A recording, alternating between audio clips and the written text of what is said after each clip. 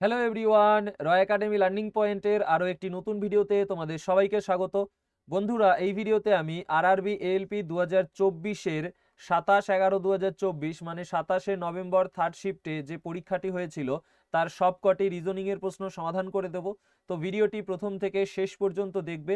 আর চ্যানেলে নতুন হয়ে থাকলে চ্যানেলটিকে সাবস্ক্রাইব করার পরে পাশে আসা বেল আইকনটিকে অল অপশানে সেট করে নেবে, ঠিক আছে? এটি আমাদের 12 নম্বর শিফটের কোশ্চেন চলছে, ঠিক আছে? এর আগে আমি 11টা শিফটের প্রশ্ন সলভ করে দিয়েছি রিজনিংয়ের, তার প্লেলিস্টের লিঙ্ক ভিডিওর নিচে ডিসক্রিপশন বক্সে দেওয়া আছে, সেখান থেকে চেক করে নিও। আর আমাদের অফিসিয়াল টেলিগ্রাম চ্যানেলের লিঙ্কও ডিসক্রিপশন বক্সে দেওয়া আছে, সেখান থেকে আমাদের টেলিগ্রাম চ্যানেলে জয়েন করে নিও, ঠিক আছে? তো চলো শুরু করছি আমাদের কোশ্চেনের সলিউশন। দেখো, রিজনিং বাদে বাকি যে কোশ্চেন আছে সেগুলো স্কিপ করবো এই ভিডিওতে।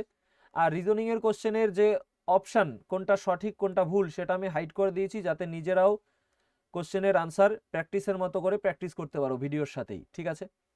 দেখো, এটা আমাদের কোডিং ডিকোডিং এর কোশ্চেন। তো IMOL কে কি লেখা হচ্ছে? PTVS। IMOL লেখা হচ্ছে PTVS। তো আই কি? আই হলো 9, এম হলো 13, ও হলো 15, এল হলো 12, পি 16, টি 20, ভি 22 আর এস হলো 19। তো দেখো, 9 আর 7 যোগ করলে 16, 13 আর 7 যোগ করলে 20, 15 আর 7 যোগ করলে 22, 12 আর 7 যোগ করলে 19। তো 7 করে যোগ হচ্ছে সব জায়গায়, তাই না? সবগুলোর সাথে। তো এখানেও তাই করব আমরা। কে ও কিউ এন। তো কে কত? 11, 11-র সাথে 7 যোগ করলে হয়ে যাবে 18, 18তে হবে আর, ঠিক আছে? তো এই দুটো অপশন কাটা। এরপরে ও কত? 15, 15-র সাথে 7 যোগ করলে 22, 22-এ কি ভি, তাহলে আর ভি দিয়ে একটা অপশানেই আছে, ঠিক আছে? চলো নেক্সট। এইবারে 7 নম্বর প্রশ্ন। দেখো, এটা আমাদের সিটিং অ্যারেঞ্জমেন্টের কোশ্চেন রয়েছে। 7 জন ব্যক্তি এ থেকে জি পর্যন্ত উত্তর দিকে মুখ করে সারিতে বসে আছে। তো এটা লেফট, এটা রাইট। সি এর ডান দিকে শুধু 2 জন ব্যক্তি আছে, তার মানে ডান দিকে একজন, দুজনের পরেই কে থাকবে? সি থাকবে। ডি ও সি এর মাঝে মাত্র 2 জন, তাহলে 1 2, তারপরে আমাদের ডি হবে। ডি আর সি এর মাঝে 2 জন, তাহলে দেখো অলরেডি 6 জন হয়ে গেছে, আর একজন বসিয়ে দিলাম, 7 জন হয়ে গেল। তো এটা একটা প্রান্ত, এটা একটা প্রান্ত, ঠিক আছে?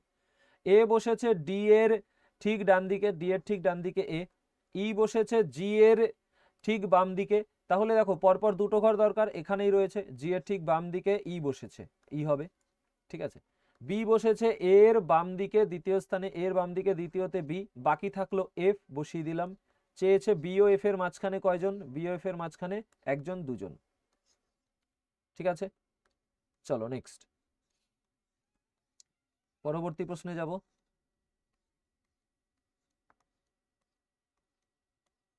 আচ্ছা, এই যে 16 নম্বর প্রশ্ন, ডিরেকশনের প্রশ্ন রয়েছে।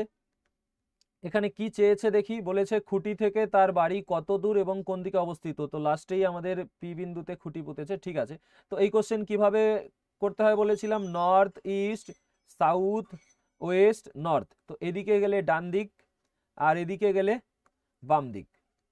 তো সবার ফার্স্টে কি করেছে? তার বাড়ি বিন্দু এ থেকে শুরু করে দক্ষিণ দিকে 5, তো সাউথে 5।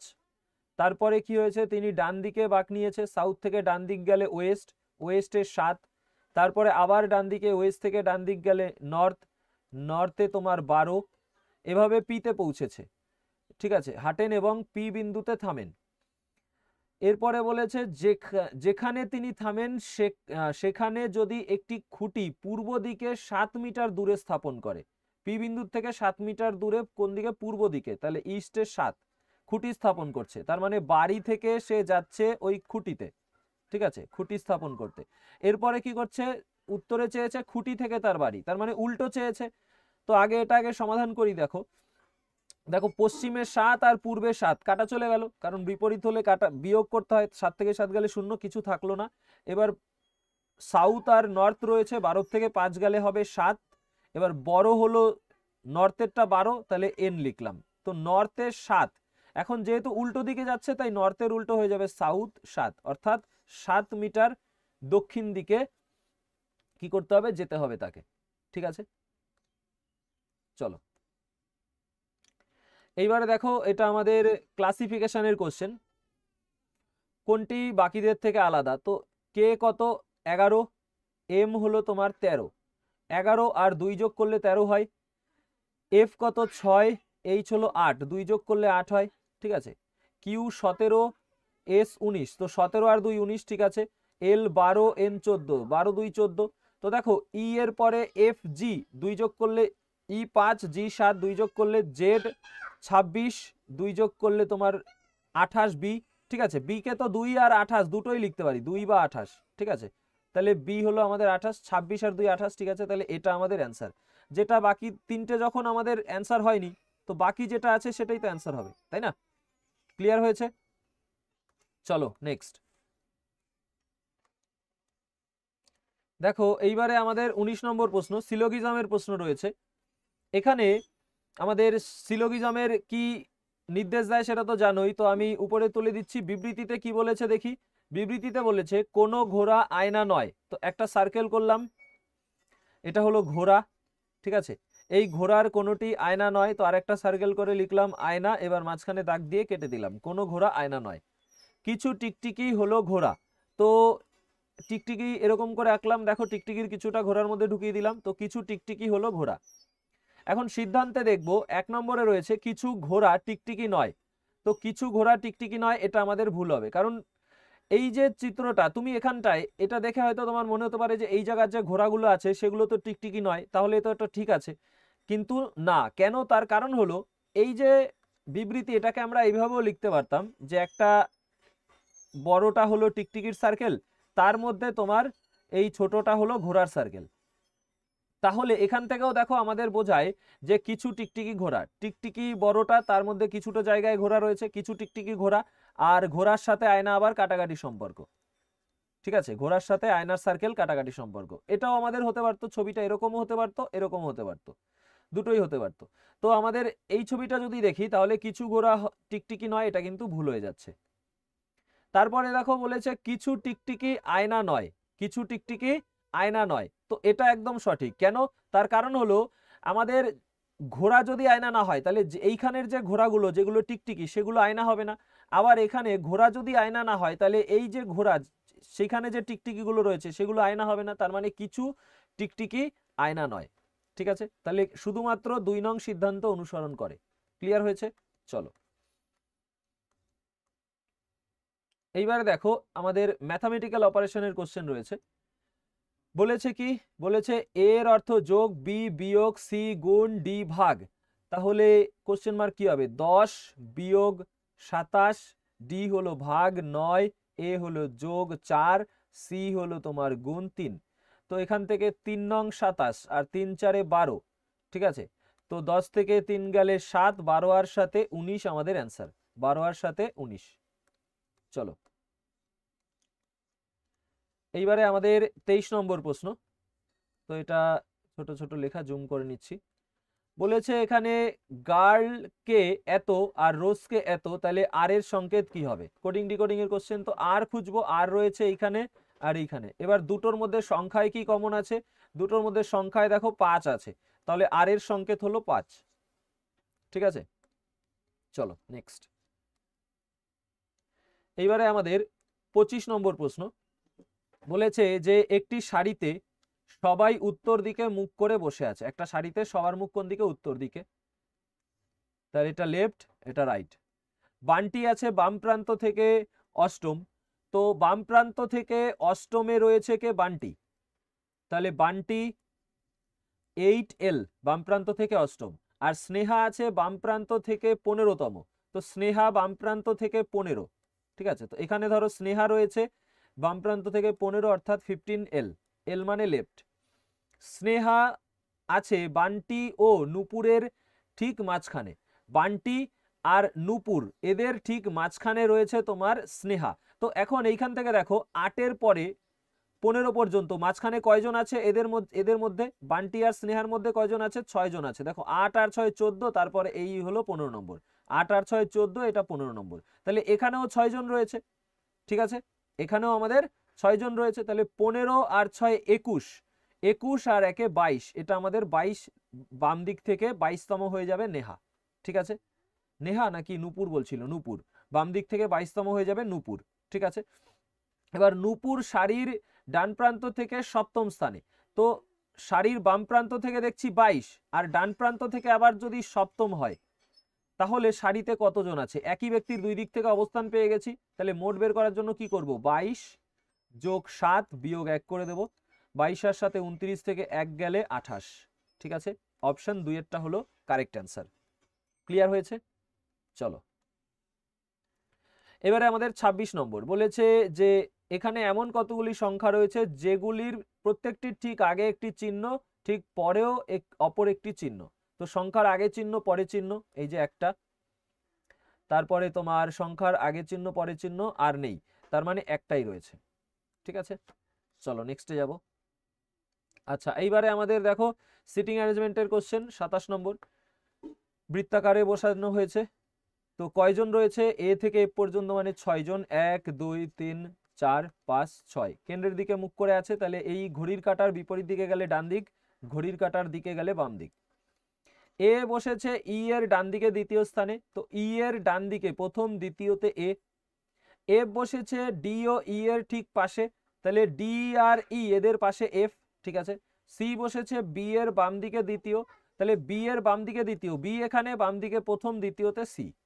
চেয়েছে সি এর সাপেক্ষে এফ এর অবস্থান, সি এর সাপেক্ষে এফ কি আছে? বাম দিক থেকে প্রথম, দ্বিতীয়, তো বাম দিক থেকে দ্বিতীয়। ঠিক আছে, বাম দিকে দ্বিতীয় স্থানে, অপশন 3 হলো কারেক্ট অ্যান্সার। নেক্সট,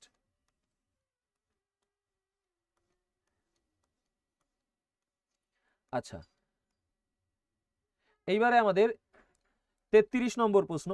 দেখো 33 নম্বর প্রশ্নে আমাদের এটা অ্যানালগির কোশ্চেন রয়েছে দেখতে পাচ্ছ, আর ইনস্ট্রাকশন কি হয়, সংখ্যাগুলোকে শুধুমাত্র ভাঙা যাবে না, যেমন 13 কে 1 আর 3 ভাঙা যাবে না, ভেঙে যোগ বিয়োগ গুণভাগ করা যাবে না। ঠিক আছে, 13-র উপরেই করতে হবে, সেটাই বলা হয়েছে। তো আমি জুম করে একটু সেট করে নিই, তারপরে করাচ্ছি।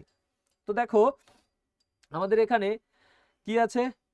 x is to 711 R 146 is to Y. তো আমরা যদি অপশান দেখি, 269 এটা দিয়ে 711, 269-এর সাথে যদি 3 গুণ করি 3 নং 27। দেখো 269 গুণ 3 করলে আমাদের 3 নং 27-এর সাথে 2, 318, 2 20 0, হাতে আমার 1, হাতে আমার 2, 3 দুগুণি 6 আর 2 8। তো এটা বেশি হয়ে গেল, এর থেকে অনেক বেশি হয়ে গেল, তো এটা নেব না। পরেরটা দেখি, 252 দিয়ে এর কাছাকাছি যাওয়া যায় কিনা। 252 গুণ 3 যদি করি, তাহলে 3 দুগুণি 6, 3 5 15-র 5, হাতে 1, 3 দুগুণি 6 আর 1 7। ঠিক আছে, এটা কাছাকাছি গেল, তো এর থেকে 711 বাদ দিয়ে দেখছি কত হচ্ছে? 45 হচ্ছে। ঠিক আছে, এবার এইটা দিয়ে চেক করি, দেখি যে 146-এর সাথে আমরা 3 গুণ করে তার থেকে তোমার এই সেটটা, এই 393 বাদ দিয়ে দেখি 45 হয় কিনা। তো 3 6 18-র 8, হাতে আমার 1, 3 4 12, 1 13, 3 হাতে 1, 3 1 3 আর 1 4, 438, তার থেকে 393 বাদ দেই, 5 4 45। হ্যাঁ, তো এইটা আমাদের অ্যান্সার হচ্ছে। ঠিক আছে, অপশন 2 এরটা হলো কারেক্ট অ্যান্সার। এই কোশ্চেনটা কিন্তু খুব ভালো লেভেলের কোশ্চেন। ঠিক আছে, এটাকে তোমার ক্যালকুলেটিভ টাইম টেকিং কোশ্চেন বলতে পারো, কারণ অপশন সব চেক করতে হচ্ছে। তারপরে দেখো আমাদের 34 নম্বর প্রশ্ন। এখানে কোডিং ডিকোডিং এর কোশ্চেন। ভি এর সংকেত কি জানতে চেয়েছে, তো ভি খুঁজবো, ভি রয়েছে মাত্র একটাতে। তো এবার এইটাতে ভি আছে, তো এইটার সাথে বাকি দুটোকেই তুলনা করব, একবার এটাকে আর একবার এটাকে। ঠিক আছে, তো এটার সাথে প্রথমে এটাকে তুলনা করলে দেখো 9 দুটোর মধ্যে আছে, কেটে দিচ্ছি। দুটোর মধ্যেই আমাদের 6 আছে, 3 আছে, এই যে 6 3 কেটে দিলাম। এবার দেখো এখানে 8 রয়েছে, এটাতে 8, এটাতেও 8, কাটা গেল, থাকলো শুধু আমাদের পড়ে 5, থাকলো শুধু 5 পড়ে, অর্থাৎ ভি এর সংকেত হয়ে যাবে 5। ঠিক আছে, চলো নেক্সট আমাদের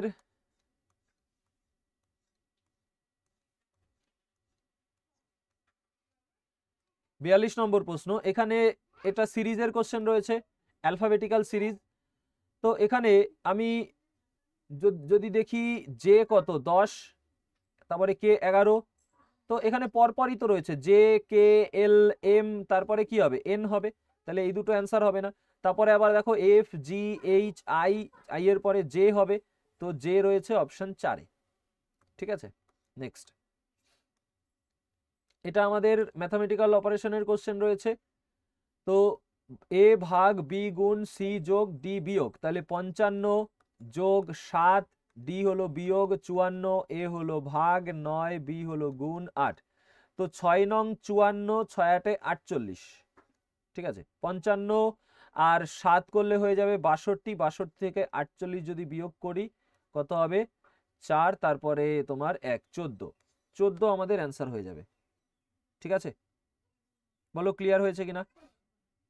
চলো নেক্সটে যাব।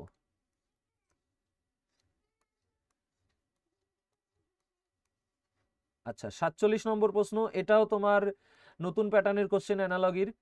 তো জুম করে নেই আগে।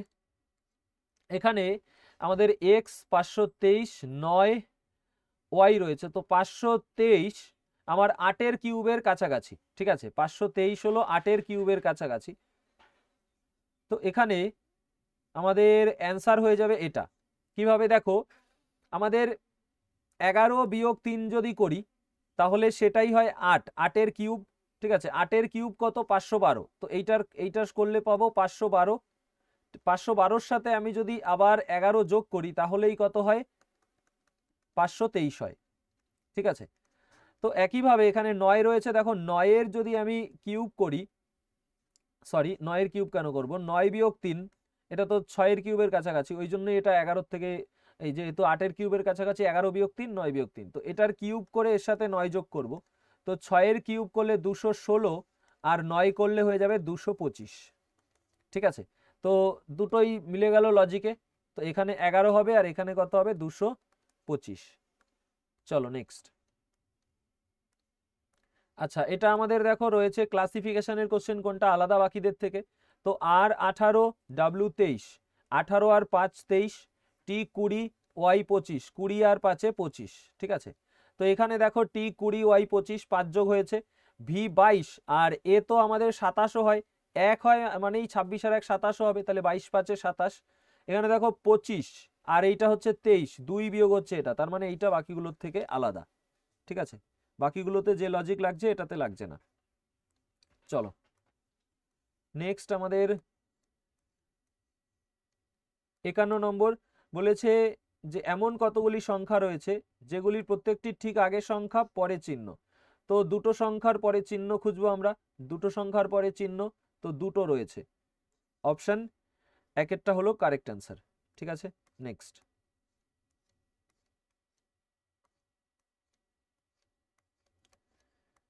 এরপরে রয়েছে এই যে রিজনিং কোডিং ডিকোডিং এর কোশ্চেন। দেখো কোডিং ডিকোডিং এর আগেও এই শিফটে অনেকগুলো করিয়েছি, তো একটা এইচডব্লিউ দিচ্ছি তোমাদের, এটা তোমরা কমেন্ট সেকশনে কমেন্ট করো কি অ্যান্সার হবে, ঠিক আছে। 58 নম্বর দিয়ে কমেন্ট করবে, সবার কমেন্টই আমি চেক করি।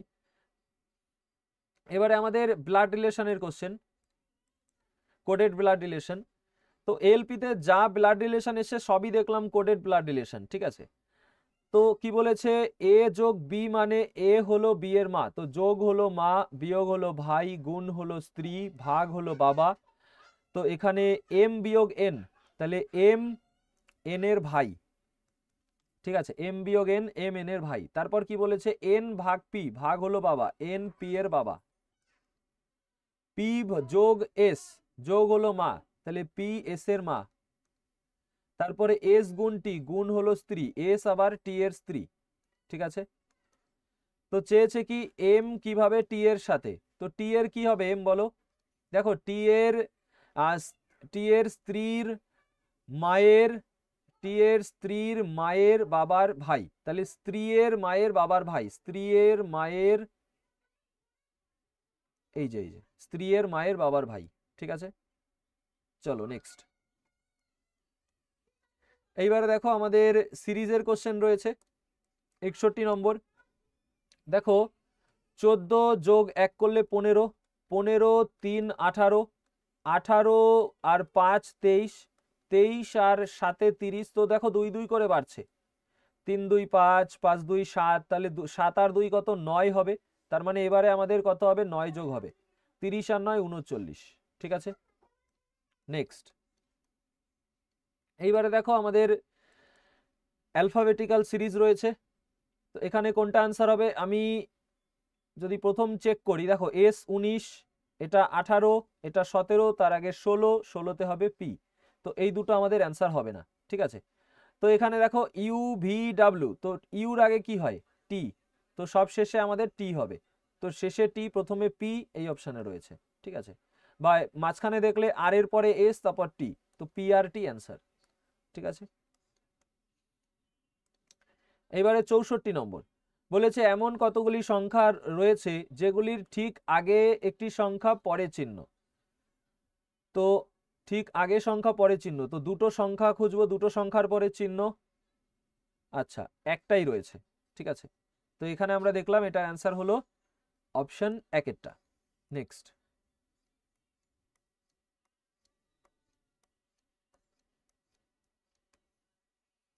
আরো একটা সিলোগিজমের কোশ্চেন 71 নম্বর। তো আমি ইনস্ট্রাকশন উপরে তুলে দিচ্ছি, ইনস্ট্রাকশন কোনটা অনুসরণ করছে সেটাই বলতে হবে আমাদের। যে কিছু সাপ হলো টিকটিকি, একটা সার্কেল করলাম, এটা সাপ, এই সাপের কিছুটা টিকটিকি, সব মোরগ হলো টিকটিকি, সব মোরগ, তাহলে টিকটিকির মধ্যে মোরগ ঢুকে যাবে, সব মোরগ হলো টিকটিকি। তো সমস্ত টিকটিকি হলো মোরগ, দেখো সব মোরগ টিকটিকি, কিন্তু সমস্ত টিকটিকি কি মোরগ না, কোনো মোরগ সাপ নয়। তো দেখো মোরগ আর সাপের এখানে ডাইরেক্ট কিছু বলেনি, আর এখানে ছবিতেও দেখতে পাচ্ছি না, এর সম্ভাব্য চিত্র এরকমই হবে, তো এটা আমাদের কি হয়ে যাবে, কোনো মোরগ সাপ নয়, এটাও ভুল হয়ে যাবে, কারণ এটাও আমি ঠিক বলতে পারছি না, তাই না, দুটোর একটাও ঠিক হচ্ছে না, অনুসরণ করছে না, তাহলে 1 বা 2 কোনোটি অনুসরণ করে না, 1 অথবা 2 কোনোটি অনুসরণ করে না। চলো এইবারে আমাদের 74 নম্বর প্রশ্ন, এখানে বিবৃতি ও পদক্ষেপ আছে, কোন পদক্ষেপ যুক্তিযুক্ত বিবৃতি অনুযায়ী সেটাই আমাদের বলতে হবে। তো বিবৃতিতে বলেছে শিক্ষকের একাধিকবার সতর্কবার্তা সত্ত্বেও পরীক্ষায় জালিয়াতি করতে গিয়ে এক শিক্ষার্থী ধরা পড়েছে। পদক্ষেপ কি বলেছে, শিক্ষার্থীকে পরীক্ষা থেকে বহিষ্কার করা উচিত এবং তার উত্তরপত্র বাতিল করা উচিত, একদম সঠিক এটা। কেন, তার কারণ হলো দেখো এখানে বলেছে একাধিকবার সতর্কবার্তা দিয়েছে, তাহলে একাধিকবার যখন দিয়েছে তাও শুধরায়নি, তাহলে তাকে বহিষ্কার করা উচিত এবং উত্তরপত্র বাতিল করা উচিত, এটা আমাদের অনুসরণ করছে পদক্ষেপটা, ঠিক আছে। এবার 2 বলছে শিক্ষকের উচিত শিক্ষার্থীকে অন্য সতর্কবার্তা দিয়ে ছেড়ে দেওয়া, এটা ভুল। কেন, কারণ অলরেডি একাধিকবার দিয়েছে, বলেনি যে একবার সতর্কবার্তা দিয়েছে, একাধিকবার দিয়েছে, তার মানে আর এখন তাকে যেহেতু বারবার বারণ করার পরেও করছে তখন শাস্তি দিতে হবে, তাই না, তো আর সতর্কবার্তা দেওয়া যাবে না, তো এটা আমাদের ভুল হবে।